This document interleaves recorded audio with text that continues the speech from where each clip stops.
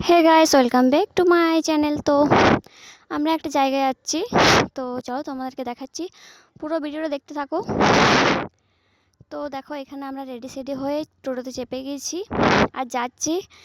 তো আজকে ওয়েদারটা একদমই ঠান্ডা ঠান্ডা রেখেছে, একদমই রোদ ওঠেনি। তো দেখো দারুণ লাগছে, মৌসুমটা দারুণ আছে। তো দেখো এখানে আমরা চলে এলাম। তো এই যে ক্যানেলে এখানে জল পড়ছে দেখতে পাচ্ছ, এখানে একটা ঝর্ণার মতো আর কি।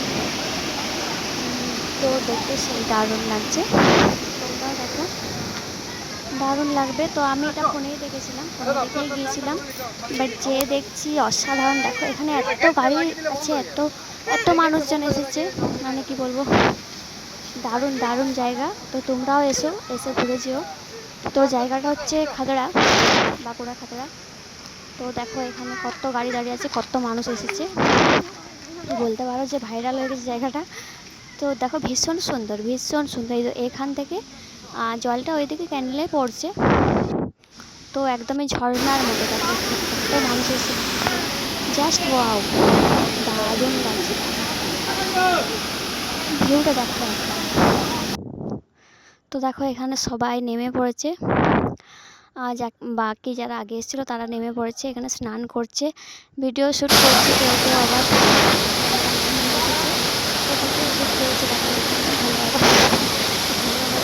চলছে।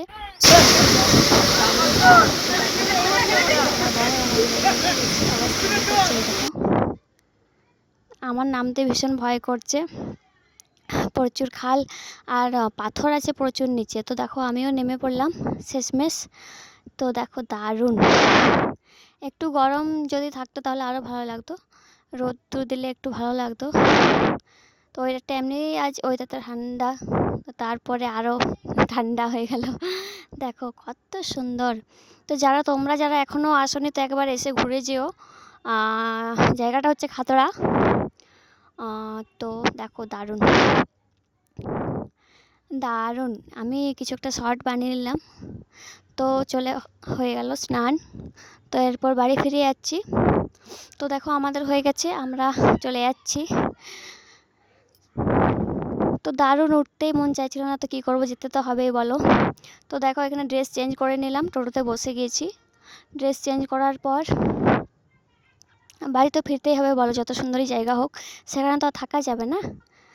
তো দেখো এখানে আমি ড্রেস চেঞ্জ করে নিয়েছি, তারপরে টোটোতে বসে গেছি বাড়ি যাওয়ার জন্য।